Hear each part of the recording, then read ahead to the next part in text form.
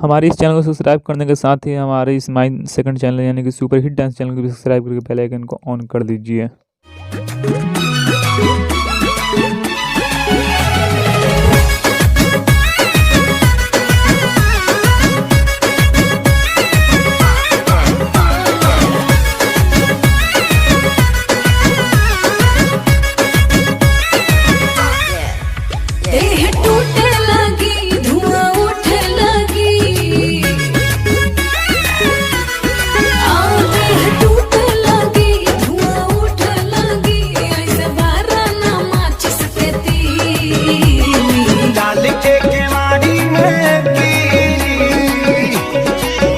कहिया सूते के मिली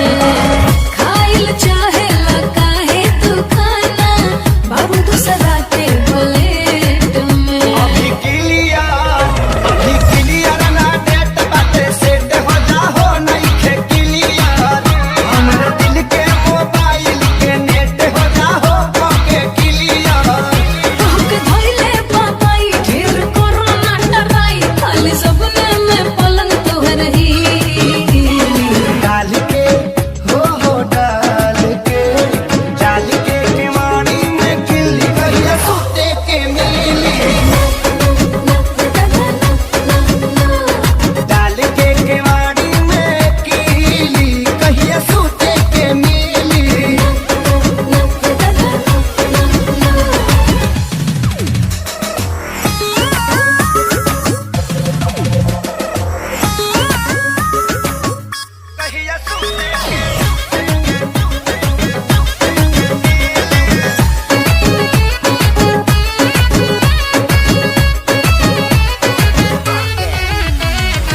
प्यार करे खाती जांग के मोटा भइल और सीना के चौड़ा भइल जरूरी नहीं है, दिल बड़ा होके के चाहिए। अपने आप के बहुत बड़ा आशिक समझ ले,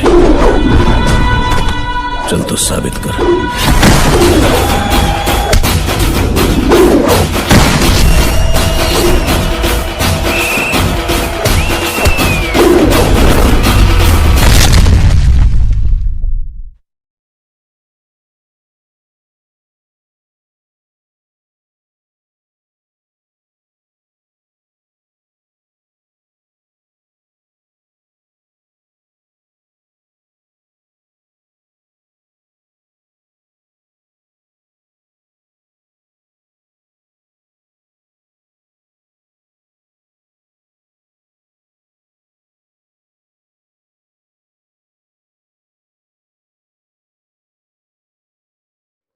प्रूफ देख लीजिए फ्रेंड, मैं इस ऐप से कितना कमा चुका हूँ। देखिए 134 मेरे फ़ोन में पड़ा हुआ है, रिकॉर्ड में मैं आपको दिखा देता हूँ। देखिए यहाँ मैंने 200 रुपये ट्रांसफ़र कर दिया और 1 रुपये के बाद ट्रांसफ़र कर दिया। अभी 134 रुपये पड़ा हुआ है, ये मेरा पेटीएम नंबर है।